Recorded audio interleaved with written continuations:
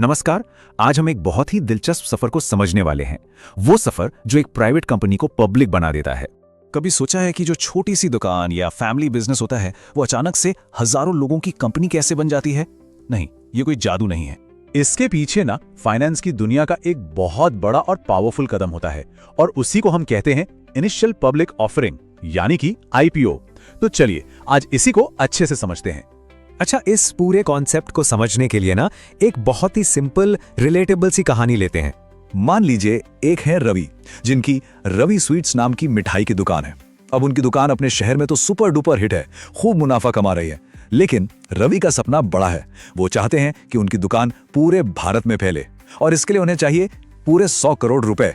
अब रवि के सामने 100 करोड़ जुटाने के दो रास्ते हैं। एक तो है बैंक से लोन ले लें, लेकिन उसमें दिक्कत क्या है?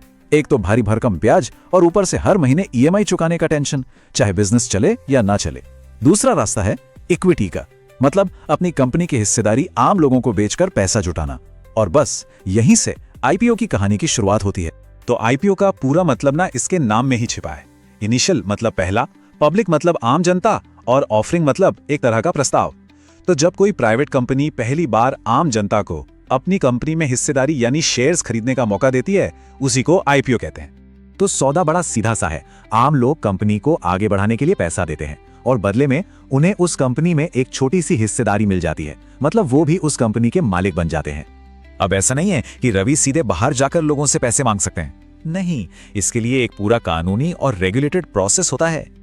सबसे पहले तो कंपनी को सेबी से मंजूरी लेनी पड़ती है, जो हमारे स्टॉक मार्केट का रेगुलेटर है।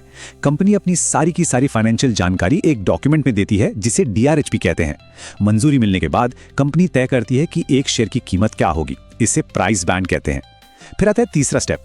आईपीओ कुछ दिनों के लिए खुलता है और लोग उसमें अप्लाई करते हैं। अगर बहुत ज्यादा लोग अप्लाई कर देते हैं तो एक तरह की लॉटरी सिस्टम से शेयर्स अलॉट होते हैं। और आखिर में आता है लिस्टिंग का दिन। इस दिन कंपनी स्टॉक एक्सचेंज पर लिस्ट हो जाती है और उसके शेयर्स की खरीद फरोख्त शुरू हो जाती है। चलिए अब इस पूरी बातचीत के सबसे जरूरी हिस्से पर आते हैं। देखिए, आईपीओ को लेकर ना बाजार में बहुत सारे मिथक मतलब गलतफहमियां फैली हुई हैं और इन्हीं की वजह से अक्सर नए निवेशक अपना पैसा गवा बैठते हैं। सबसे बड़ा मिथक कि आईपीओ मतलब गारंटीड मुनाफा। कई लोगों को लगता है कि ये तो पैसा डबल करने की स्कीम है, बस पैसा लगाओ और फायदा पक्का है। लेकिन हकीकत इससे बिल्कुल अलग है। हम सब ने पेटीएम और एलआईसी जैसे बड़े बड़े आईपीओस को देखा है, जो लिस्टिंग के दिन ही अपने इश्यू प्राइस से नीचे खुले और निवेशकों को नुकसान हुआ।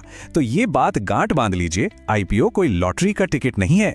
एक और बहुत बड़ी गलतफहमी है कि आईपीओ का मतलब है सिर्फ लिस्टिंग गेन, मतलब पहले दिन का मुनाफा। लोग सिर्फ इसी एक दिन के फायदे के लिए पैसा लगाते हैं। पर असलियत क्या है?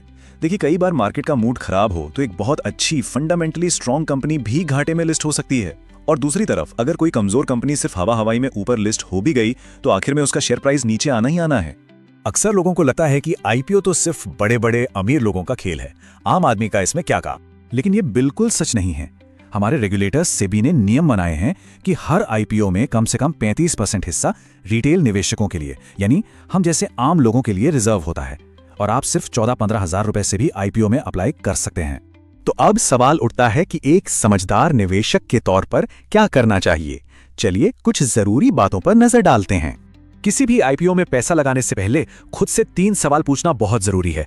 पहला, कंपनी जो पैसा जुटा रही है वो जाएगा कहां? क्या वो उस पैसे से बिजनेस को बड़ा करेगी या फिर सिर्फ अपना पुराना कर्जा चुकाएगी? दूसरा, कंपनी की वैल्यूएशन कैसी है, मतलब जिस कीमत पर वो शेयर बेच रही है क्या वो जायज है या बहुत ज्यादा महंगा है? और तीसरा और सबसे जरूरी सवाल, क्या आपने सिर्फ हाइप या शोर शराबे को देखकर पैसा लगाया है या आपको कंपनी का बिजनेस सच में समझ आता है? तो चलिए आज की सारी बातों को फटाफट समेट लेते हैं। आईपीओ कंपनी के लिए बिना लोन के पैसा जुटाने का एक जरिया है। ये एक प्राइवेट कंपनी को पब्लिक बनाता है। इसमें निवेशक पैसा लगा के कंपनी के भविष्य में हिस्सेदार बनते हैं। और सबसे जरूरी बात, इसमें मुनाफा कभी भी गारंटीड नहीं होता। अपनी रिसर्च करना बेहद जरूरी है। और आखिर में एक सवाल आपके लिए छोड़ जाते हैं। जब भी कोई आईपीओ आता है तो एक बार जरूर सोचिए कि क्या यह सच में कंपनी की ग्रोथ के लिए है या फिर यह सिर्फ मार्केट की हाइप और शोर शराबे का एक हिस्सा है। इस पर विचार जरूर कीजिएगा।